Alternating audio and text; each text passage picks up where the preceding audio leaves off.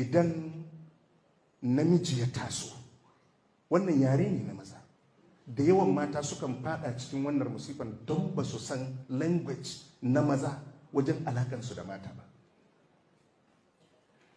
Idan namiji ya taso lokacin da ya balaga, yakan shiga zazzafan yanayi na sha'awa.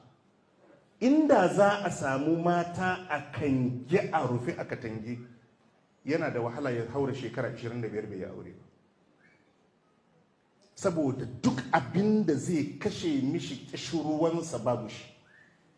Shi yasa da yawa in auren fari ne za ki ga ba auren fashion ake yi ba, inda ya ga wanda yake so kawai suka daidaita zai aure ta. Idan wannan yanayi ya damu ɗa namiji, to akwai hanyoyin da yake samun sauƙi, shine in zai dinga ganin mata tsirara.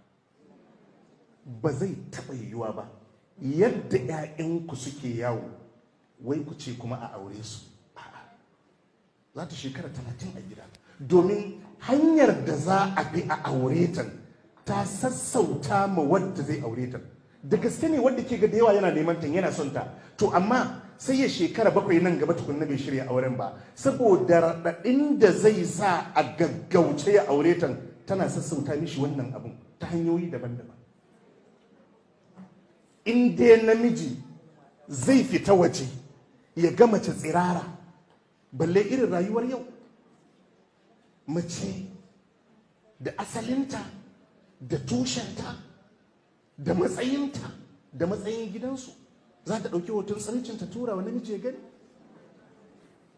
Lokacin da ayar mubaya'a ta sauka ta mata, ya ayyuhan nabiyyu idza ja'aka almu'minatu yubayyi'naka ala alla yushrikna billahi shay'an wala yasrikna wala yaznina. Allah ya kawo dokoki da ka'idodin da za a karbi mubaya'ar mata, kar su yi shirka da Allah, kar su yi sata, da labari ya zo wala yaznina, kar su yi zina. Hindu sai ta ce a wata zinil hurra, Hindu ta ce to ita bata ga wata baiwa a cikinsu ba, ya tana zina ne?